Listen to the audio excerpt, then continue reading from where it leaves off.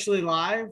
Today is Wednesday, March 24th, and this is Reflection Artist Live number 21. We have special guest John Bell, who is Vice President of Sales and co-owner of Pro Products in BAF Industries. And so we're going to dive into who Pro Products is and who John is and his background and how he established the position he's at now with his partner, his brother, Michael, with overseeing and operating the Pro Products huge company.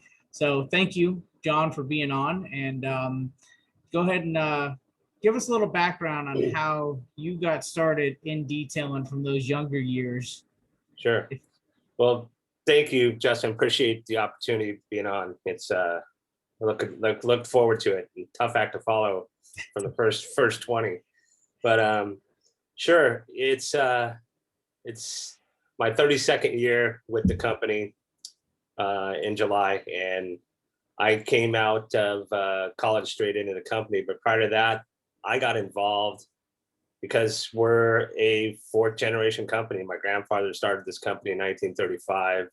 My dad came in 52 and my brother in 86 and me in 89. And during that time in high school and college, we started doing some mobile detail, really driveway detailing, if you will, and just earn some few extra bucks. And because dad owned the company and he could give us product. So that's how really I always started out. And it was quite an adventure. You know, I remember the very first time I detailed a car. I was working on a orange 240Z, maybe 260, maybe 280, something like that. It was a neighbor's and gave it to me, and I started polishing it, and I got orange all over my pad. I'm like, I dropped everything and just ran inside, talked to my dad, like, what did I do wrong? What's going on? You know? And you're fine. It's just single stage. You're good. That's what's going to happen. You know, part of the learning process, go back, you know? So you live and learn. It's just those hands-on moments where you really learn, you know, because every paint finish is different. Every car is different. You'll never detail the same car twice, you know, in the same way, it seems like. No, that was a big transition during those years. Late 80s, early 90s is when we, as an industry, well, automotive industry, changed from single stage to base coat, clear coat as the primary. Right, absolutely. I was, talking to Marty and Pints Polishing about some of the innovations, and we've gone not so much product innovation, you know, earth shattering, say a clay or a coating, but really, you know, equipment and paints, you know, single stages to base coat, clear coats to Saturn, you know, made the ill-fated mistake with going their waterborne paints there for a while, you know, so it was, but my grandfather always said, you know, where there's problem, there's opportunity. And that's, you know, we've sort of embraced that, you know, that led to a whole slew of new compounds and polishes based on those new paints. So what would you say? What would you say that in the late 80s time frame, what were some of the services that were a demand, or were you guys executing for your business that were kind of popular? It was very traditional detailing back then. You know, we tried to do, and we were taught that, you know, 3-step. We were going to compound, we were going to polish, and we were going to wax. And then, you know, the newest thing was paint sealants, if you will. You know, I grew up in the polyglide coats, and the 1 year, you know, we used to have a product called, that we sold at car washes, called Shine for a year, you know, and our polymer 2 paint sealant. So it was very traditional back then. You know, we didn't offer anything beyond that, you know, window tinting or anything like that. It was just strictly your basic, almost wholesale detailing, if you will, you know.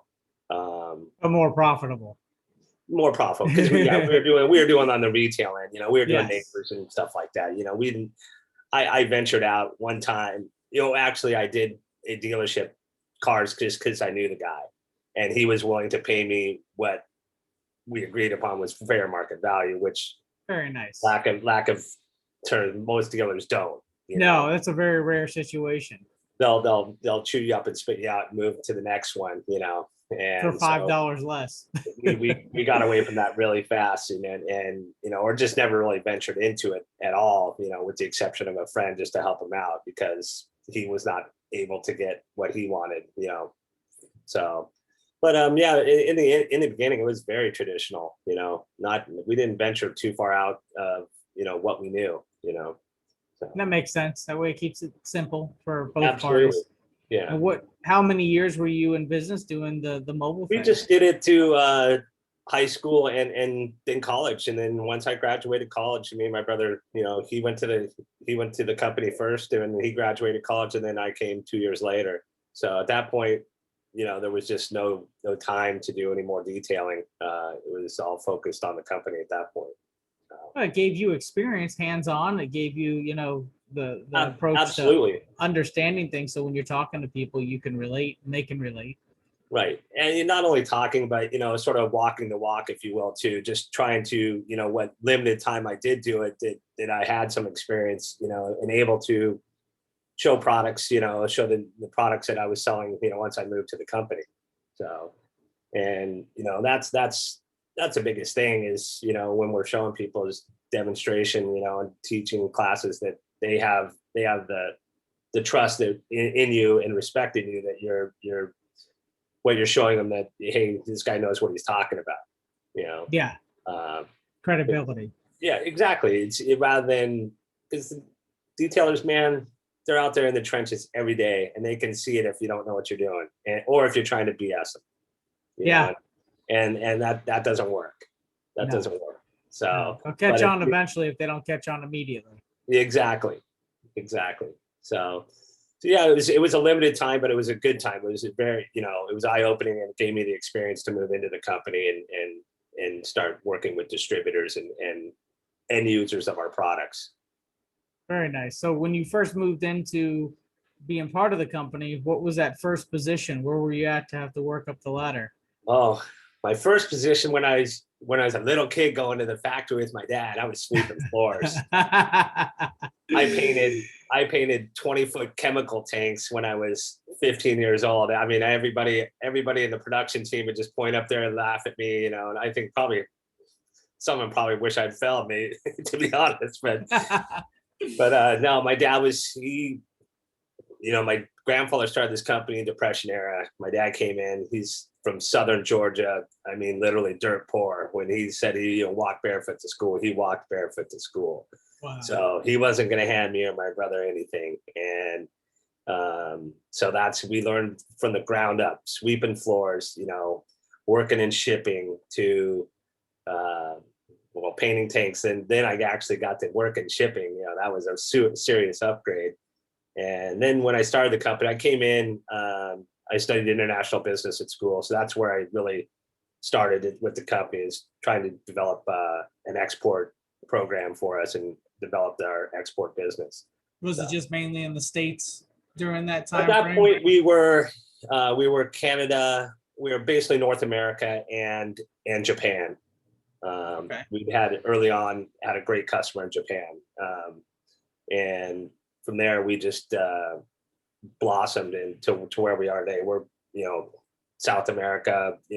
We're basically everywhere, with the exception of Australia. We're trying to get there. So we have one continent to conquer yet, but yeah, but it's been a long haul. But that's how I started out. It was, and I just progressed from there.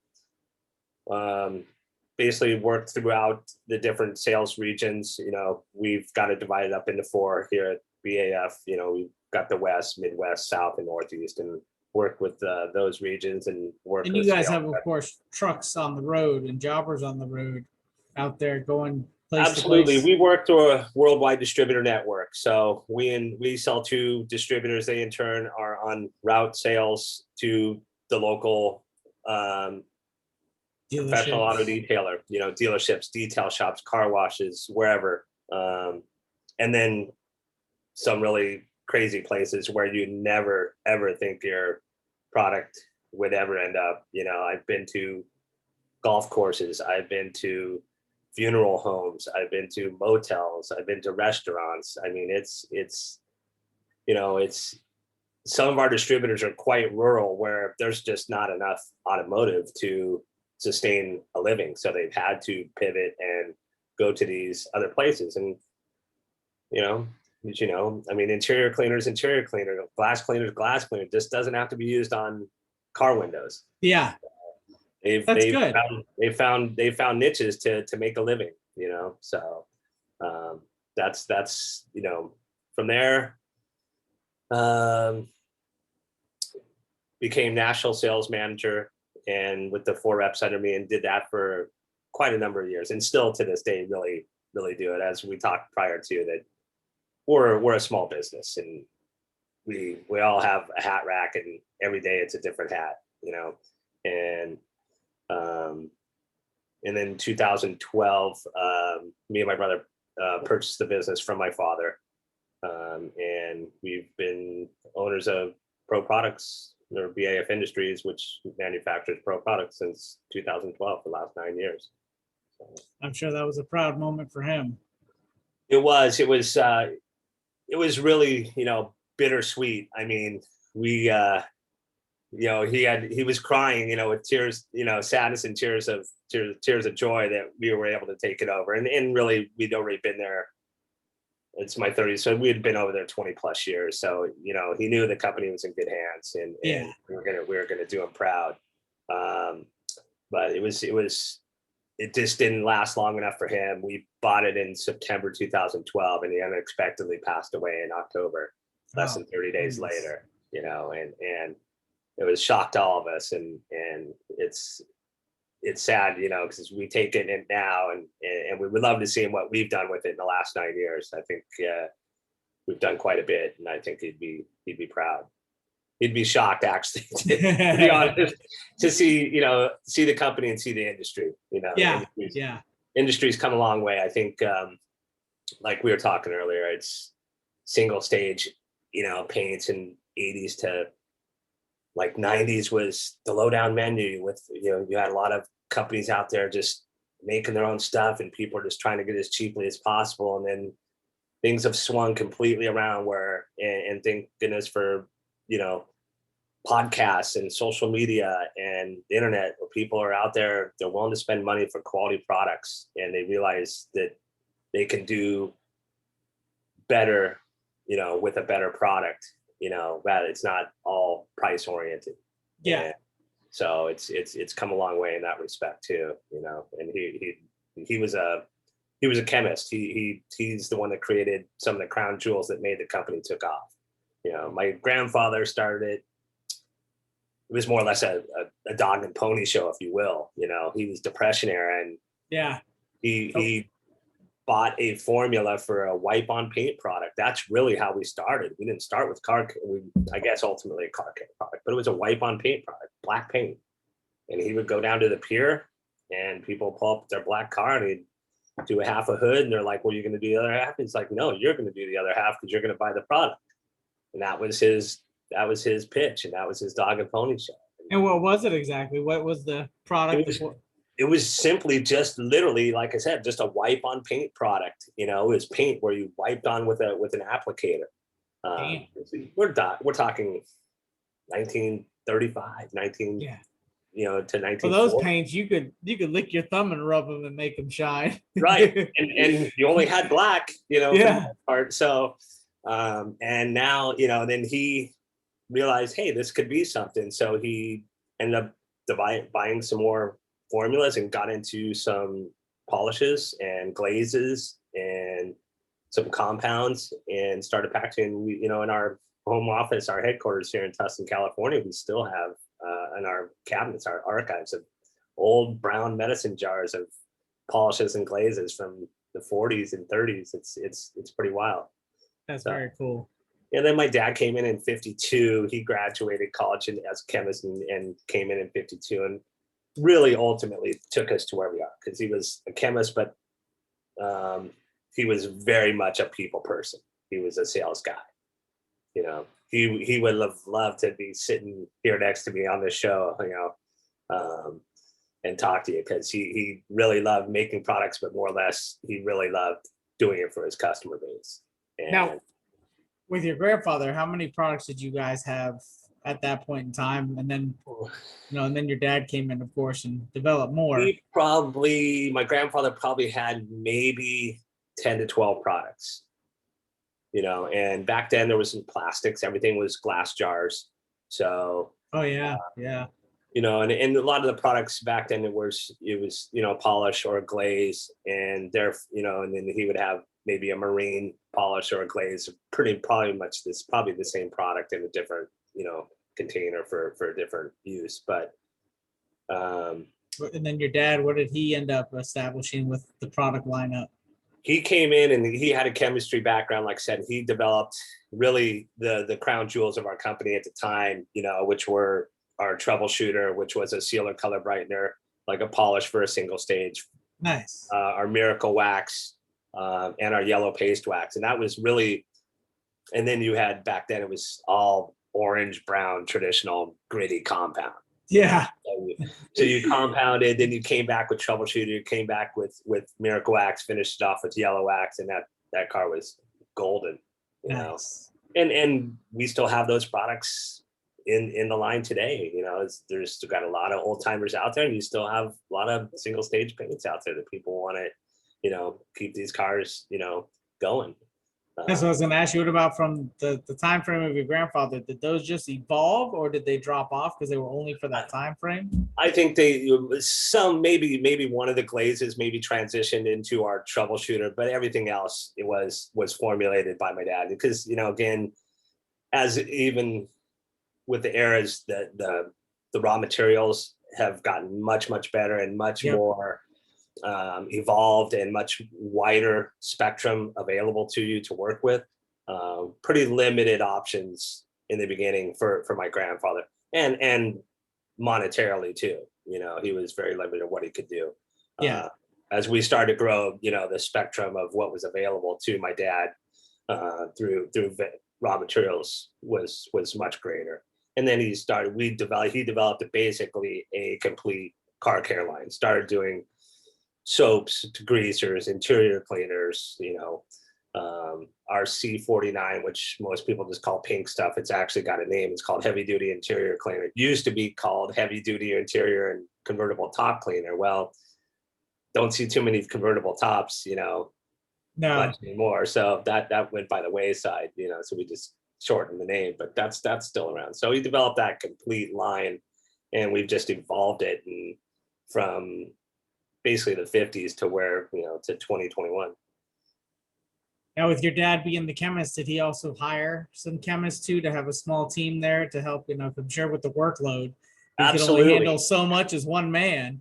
Oh my gosh, Justin, you should see these volumes of books. He used to, back prior to computer, before we got on a computer, everything was a notepad. He would just fire. He would burn through fax machines like they're candy.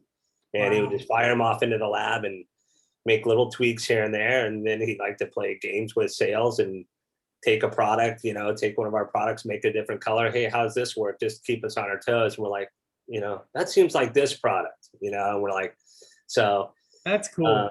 But, he had a team there, and absolutely, there was basically 3 chemists and then a lab tech, and then sales, and we'd had a full-time detailer on site that would test it in real life situations.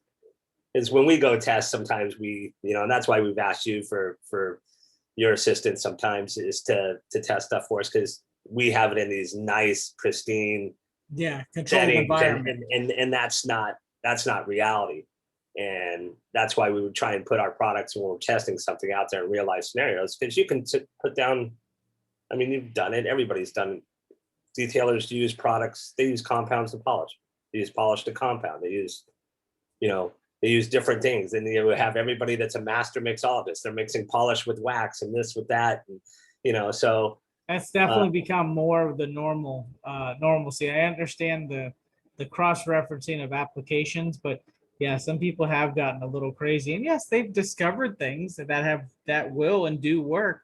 But then other than that, it's just nothing sometimes, most of the Yeah, I time. mean, it's funny. People will be like, "Oh yeah, John, if you mix your number one polish with your Carnauba cream wax, it's a great product." I said, "Yeah, now you've just made our Pro Gold."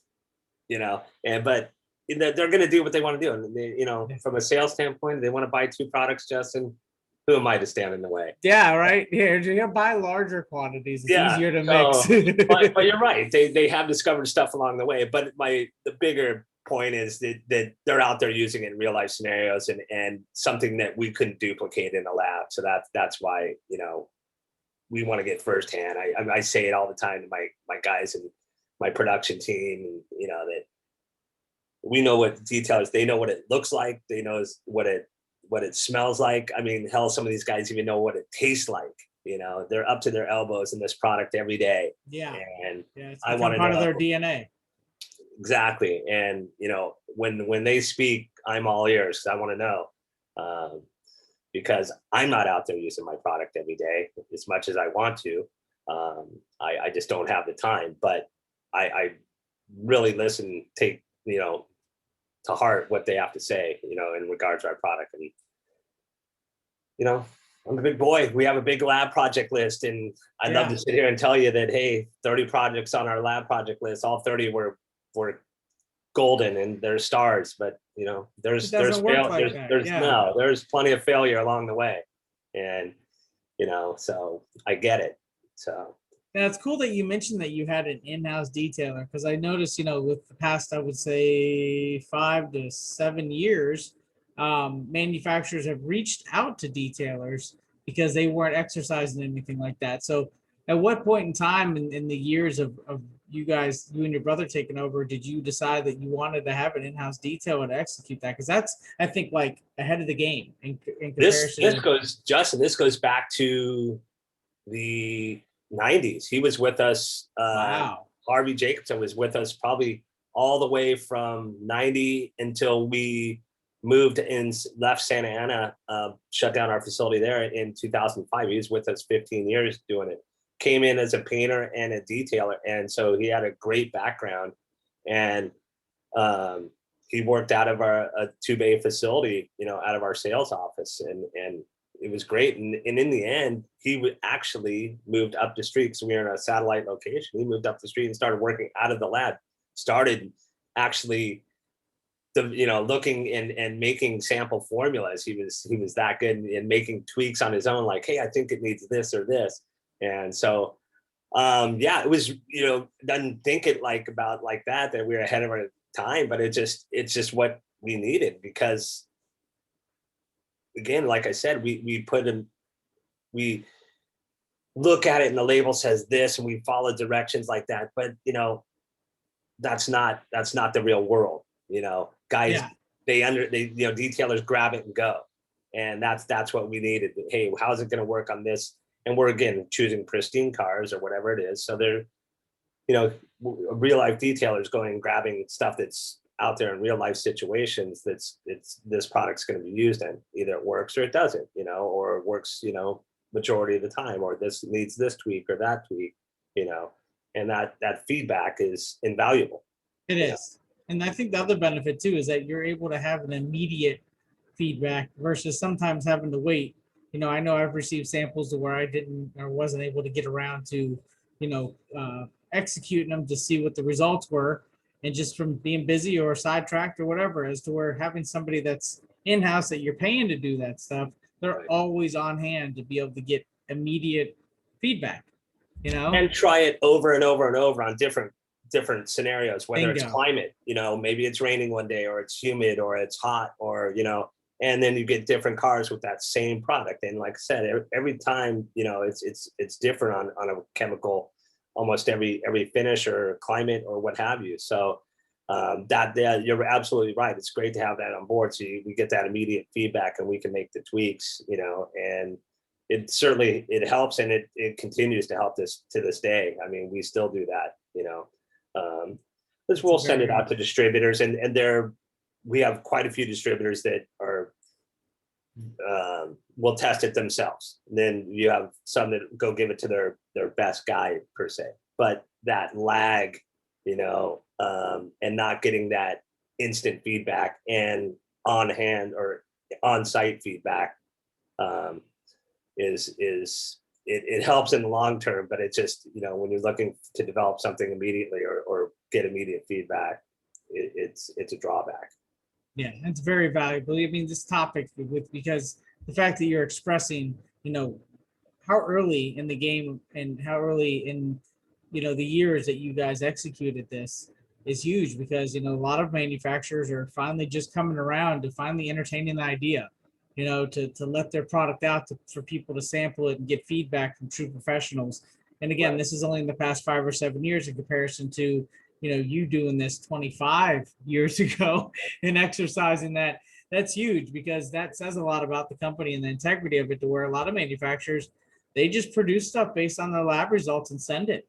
And, that's not necessarily bad. They may hit some home runs, but at the same time, there's not a lot of R&D or enough R&D going into it. And as you said, the real world R&D to really validate that, hey, this is going to be a home run for sure. Not just, oh, we put it on the shelf, let's see what happens.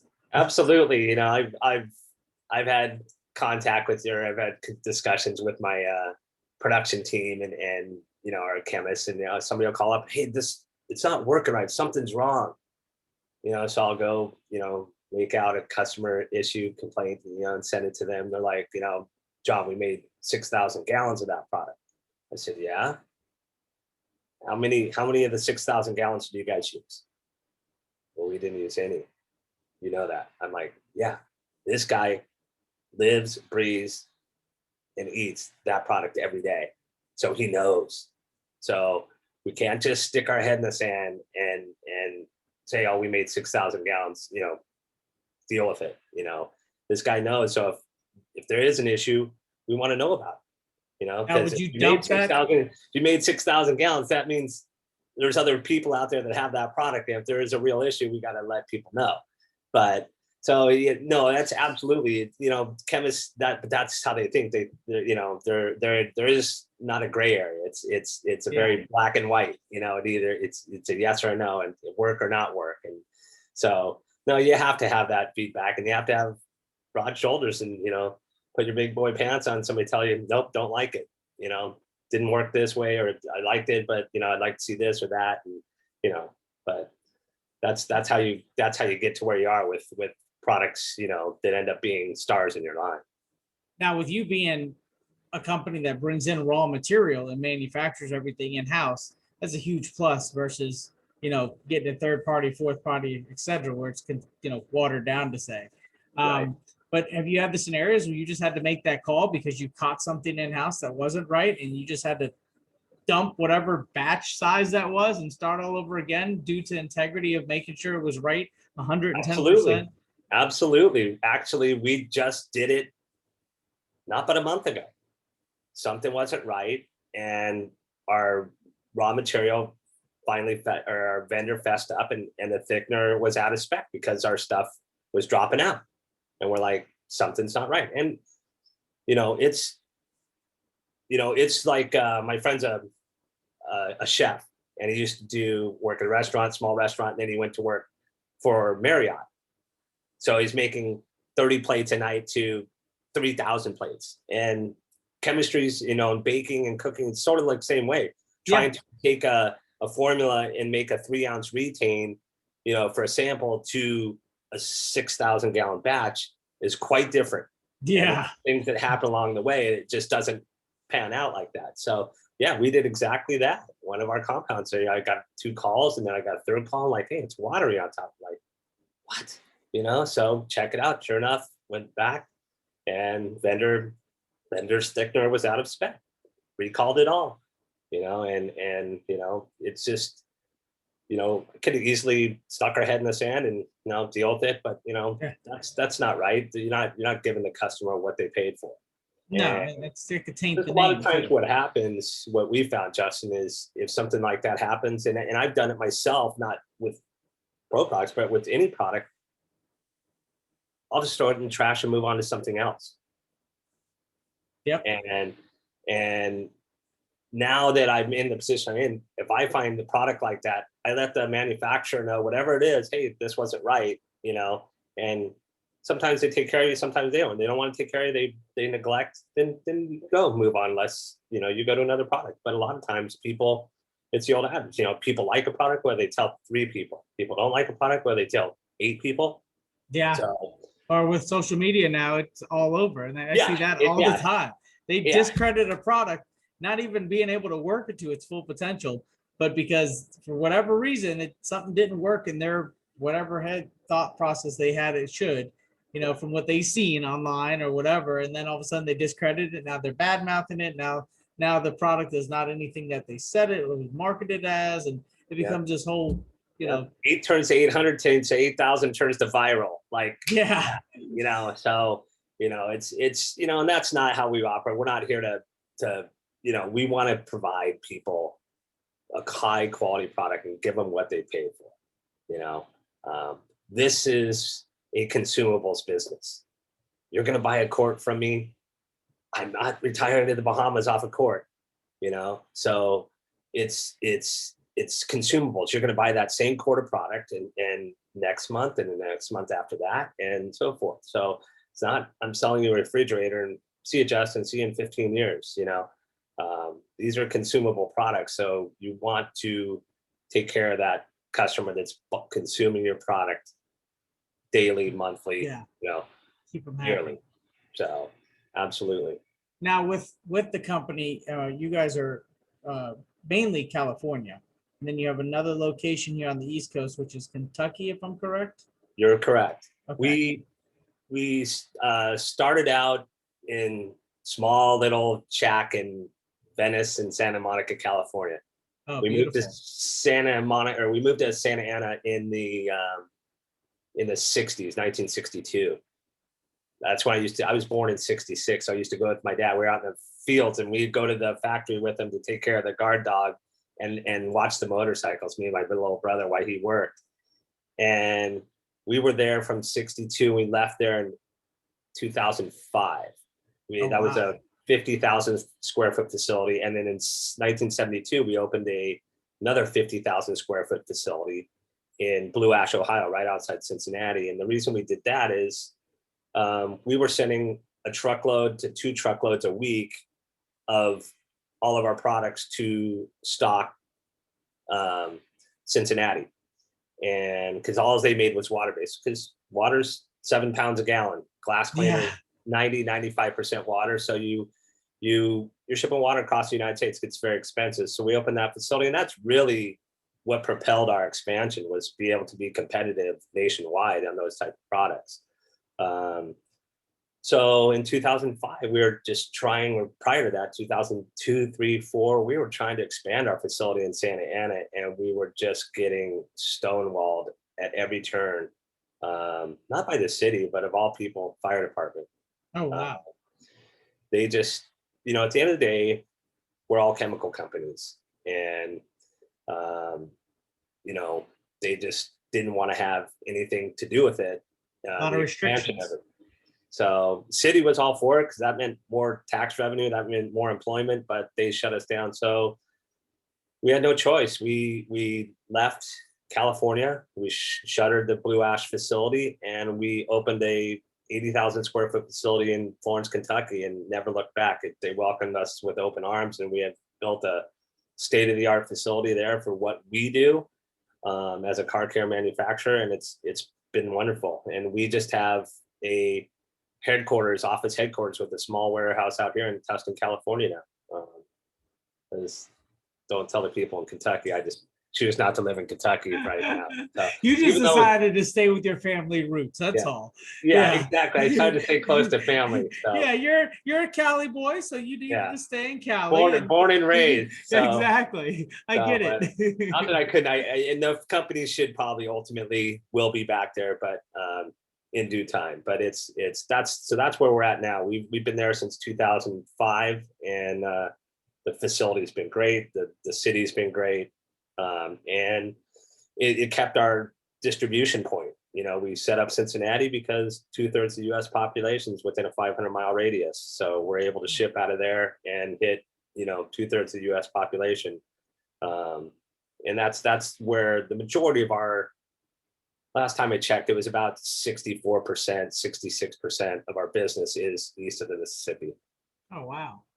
So, and that's due to you just have a lot out west. We have a lot of one city populated states. You have Salt Lake City in Utah. You have Phoenix in Arizona. You have Albuquerque in New Mexico. Where 5 hours from Cincinnati or Florence, Kentucky, puts me in Pennsylvania and Georgia and way out in Iowa or somewhere out there, and probably Canadian. I know I'm in Canada if I go north for 5 hours. So yeah. Now, do you feel that when we're talking about East Coast, West Coast, with the West Coast having a more dominant car culture and so many major brands deriving from California, do you feel that market just a little bit more watered down with options versus coming to the East Coast where there's still options but nowhere near as many because of that being what we consider the car culture of the US? It's amazing. It's we've seen a lot of growth. I mean, there's a lot of companies now, like we were talking earlier. Yeah. Private label and slapping a label on something. Now you have all these little boutique, I guess, companies, if you will. And we've had a lot of international companies, the Angel Waxes, Mizernas, and Sonaxes coming to the States and with quite success. But at one point, a lot of it was regional. I mean, yes, AutoMagic had their niche in the Southwest. We were out in the West. P&S just dominates and continues to dominate, in Northern California. Ardex, just don't even think about selling a product in Philadelphia. It's just and thereabouts, that Northeast corridor. But we've all grown nationally, and done quite well and all been successful and hasn't really hurt any of the others. That tells you how much business there is out there for everybody. And there's a lot of relationships between a lot of you guys that most people don't know about. Everybody thinks we're so adversarial. I think I have great relationships with some of my biggest competitors. Oh, yeah. Bob Phillips is a friend. Sean Rowan's a friend. Clint Hintz. I've known Clint for 30 years since he's AutoMagic. Known Rocco since he was running his AutoMagic distributorship, killing it up there on Long Island. I mean, yep. Yeah. So there's enough business to go around for all of us, and so I'm not intimidated or adversarial with those guys at all, and IDA has brought a lot of that, broken a lot of the walls down. Oh yeah. Because when PDA first started way back out in California, Bud Abraham, it was all just who can get to the detailer first from the manufacturer standpoint. It wasn't nobody was working together. It was destined to fail. But that's you got to go through failures to get to the fruits of success, like the IDA. Yeah. And so I welcome it. The more we all can work together, elevate the industry, the better off we all are. Absolutely. Yeah, and then to that point, I mean, that's where when people do attend these shows and be able to get to meet yourself or others that they find online or whatever it may be, they start to realize there's definitely a lot of relationships from going to the shows, but everybody is friendly, everybody is getting along, everybody is enjoying each other's time, and sometimes bouncing ideas off each other. You're in the same field, in the same arena, just in a couple of different directions. And different formulations, right? It's still accommodating Absolutely. The end user as the detailer or the consumer. I talked to Bob because we're in California, we're California manufacturers, and we have our issues with California and what they're requiring, and then we'll bounce off things off each other. Like, hey, are you going to do this? You're going to do that? See this? And yeah, you have to. It's again, it's all for the betterment of the industry, for the end user, because that's really ultimately what it comes down to. The state has some serious regulations on us, and but they're only looking out for the consumer, and we get it. and you gotta play by the rules. And so we absolutely, we bounce stuff off each other. That's how we progress. That's how we elevate. You know, that's where it's going, and I hope it continues. You know, and I think I see that. IDA is here to stay, and you know, I think it's only going to grow, and it's only going to get better. You know, and that's why I look forward to SDC, because Big D's got a really unique concept, I think, going to happen there, and getting people at least to in a smaller environment, but also hands-on. You know? Yeah. And it'll be good for this year coming out of this whole pandemic. Oh my gosh. Probably going to be the first official show and event for the detail industry to kind of, you know, break the tension of the whole pandemic situation. Never in my lifetime, Justin, would I have thought, or my career, that I would have shut my company down for 5 weeks for a virus. I mean, we shut down March, well, almost a year ago today, March 28th, Governor Beshear in Kentucky shut us down, only essential businesses. And it's amazing how much free legal advice I got on how to run my company, and told me I was an essential business, you know, but we were making disinfectant, we were making hand sanitizer. And could I have stayed open? Yeah.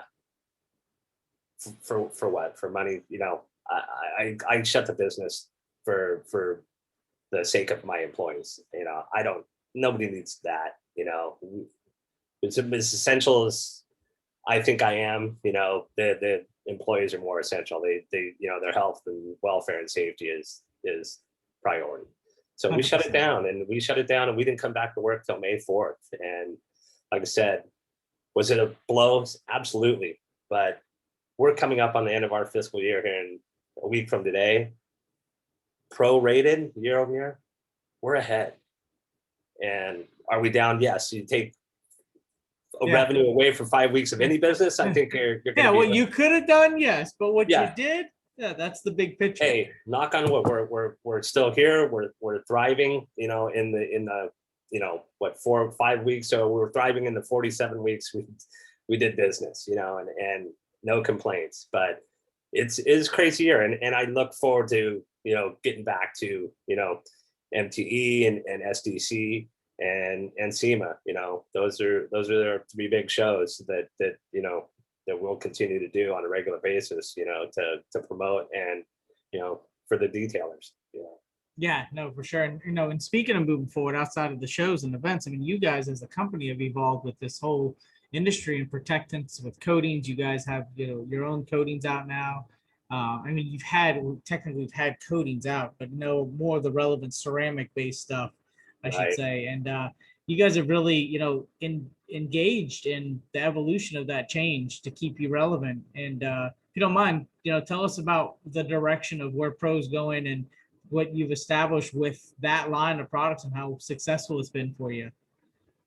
Well, like we were talking earlier, I mean, as far as 89, when beginning 90s, we had clay, and that was revolutionary. Yeah, revolutionary. And then we went to, then we didn't really have much until coatings, product wise.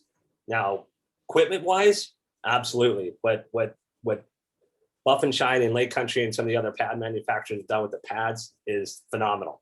It's created us, you know, Pro and other manufacturers. We're building products for you, you know, or for the equipment now, and that's new. But we were doing SEMA, and I was walking around, I'd see Ceramic Pro, and I'm like, gimmick. Well, and let's go back to next year. Oh, they have a bigger booth. Yeah. And then there's other ones with other names. You know, and I started getting, you know, the sales reps are badgering me, and then customers start asking, like, okay, this looks like it's here to stay. You know, let's start R&D in it. And we started really getting heavily involved in it. And you start looking at, you know, the 600-pound gorillas out there, you know, all, you know, whether it's C Quartz and you know, Ceramic Pro and IGL, and they're all built differently, you know, like, okay, which direction do you want to go as a product, you know? And so we developed ours in 2016, launched it at SEMA 2017. And it's, you know, it's been great, you know.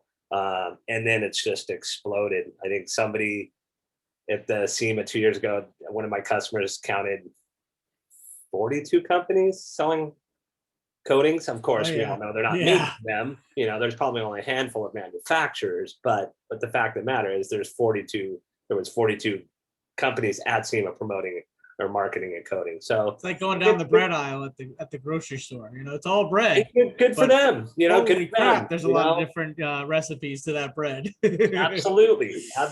And you know, we'll see where it all shakes out, but it's good for the industry. It's you know, it is here to stay, and now it's being elevated again, where, you know, it's being refined, and we've already refined ours. When we first jumped in, we were a single solvent formula. Then people, you know, like, hey, John, need a little bit more working time, drying too fast. So we created a dual solvent system, you know, and made that change, and it's worked out a lot better. And now we're looking at different things, you know,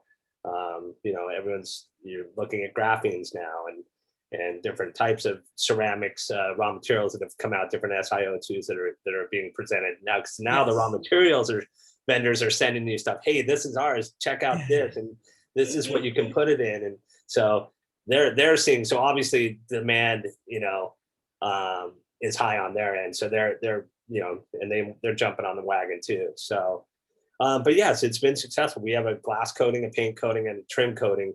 And we're looking at, you know, interior coating. That's on our lab project list, or we call it LPL. And we meet with our chemist. I have a meeting with him every Friday.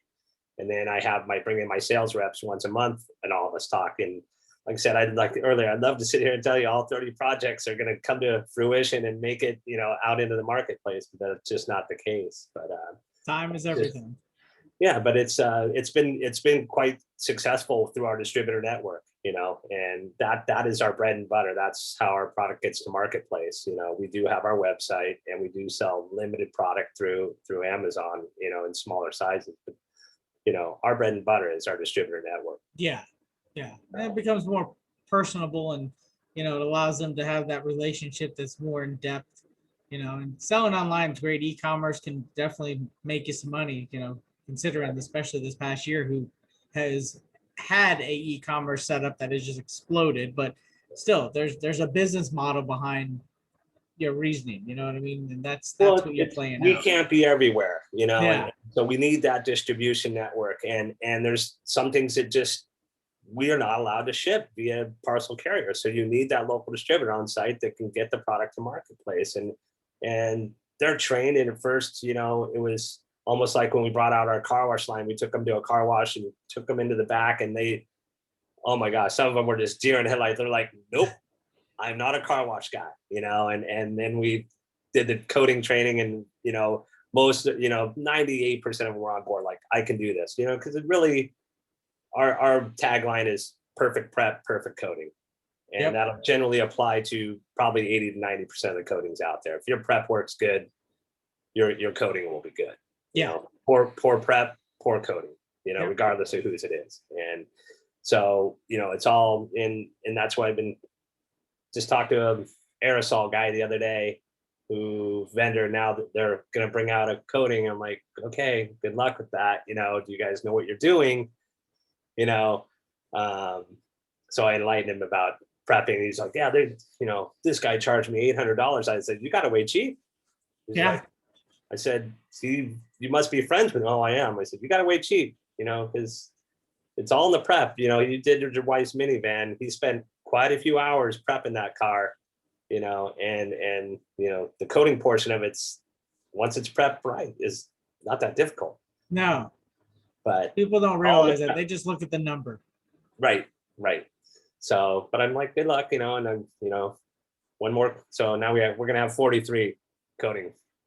But, you know, so it's, but, you know, that's, like I said, that's good. You know, it's good for the industry. It keeps things moving forward, you know, because like I said, everything in the 90s was very traditional, very stagnant, you know, compound polish wax and degreaser, you know, and then clay came along and shattered everything as how to prep a car to start, you know, and now, and then sealants, and now coatings. And so who knows where to go from here, you know, but look forward to being around to see it. always evolution, right? Always evolution. It's just being on the forefront of that and embracing the change instead of, trying to act like it's not happening. You're not progressing, you're dying, Yeah. and it's, we're a fourth generation company now, family business. My son joined the company 2 years ago, and he's 25, and man, he's invigorated me. He handles, our social media marketing, and well, I'll tell you, this dates me. I was at SEMA quite a few years ago, and I'm on my computer, and I'm like, hit up my daughter and my son. I'm like, I can't get on Instagram. They're just like, Dad, stop right now before you embarrass yourself, So, so yeah, that was an eye opener. So yeah, he's taken over, and he's done a great job, and and he's just got a fresh, young perspective, and Bob and Brian, my sales reps, and he brings it to us too, and so he just looks at it completely differently, from what he calls me the old man standpoint, or the old. That's why you work together as a team. Yeah, and it's history repeats itself, just like I probably did to my dad. It's just the way it goes. And but it's brought a lot of fresh perspective, and reinvigorated me and some of the things we're doing within the company. As we've seen our social media just blow up the last couple of years. Yeah, it has. It has a lot. With where we're at on time, we got to come to a closing. However, do you have any last words of advice, whether it be for detailers, distributors, doesn't matter who, business people in general, something that you could put out there?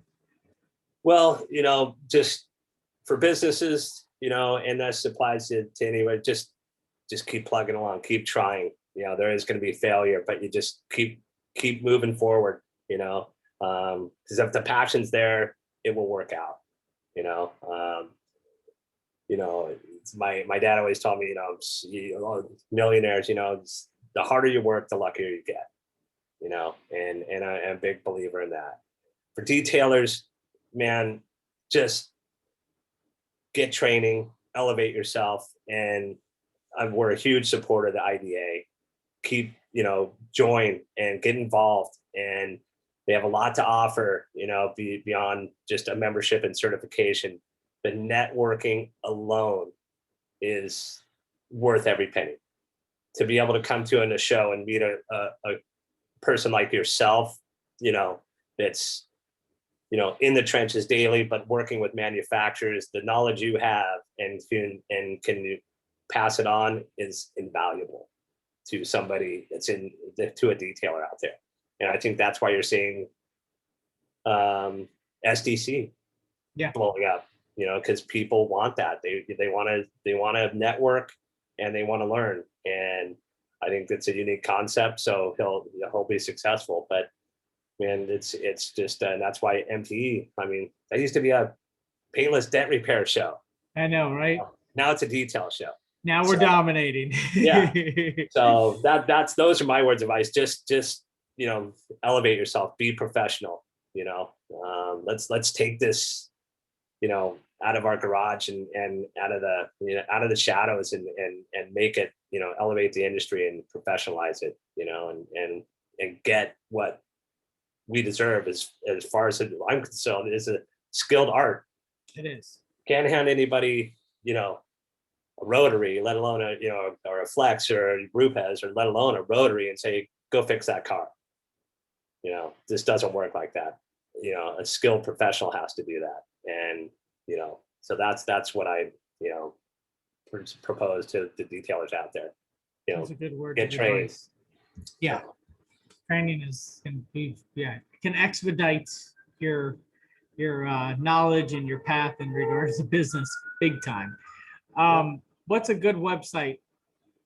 We are, our social media handles at ProCar Beauty Products for both Instagram and Facebook, and you can catch us at prowax.com, PROWAX, Awesome. And if you want to email us, we're at salesteam@prowax.com. That way, if anybody is interested in looking further into the full lineup of Pro products, you have that information to go check it out. John, thank you. Thank you for your background story. it's inspiring to hear that, the manufacturers, and we've been on with a lot of manufacturers, a lot of, the same background. They started touching cars with cleaning Right. cars. And no matter what level of affiliation they had with the company, like you being a fourth generation, you still started the same way. So Right. there's a lot of respect for that. And, especially knowing that you've been there and you've been able to work with your hands on these things. It says a lot in regards to the integrity of the company and the direction it goes. So thank you for being on. This is, our number 21. Hopefully we'll be able to have you on for other Absolutely. episodes. So, Count me in. Thanks for the opportunity, Justin. Really appreciate it.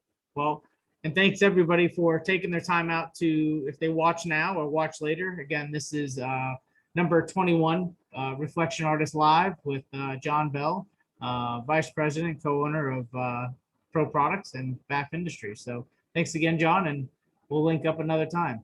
Sounds good. We'll see you at SDC. All right.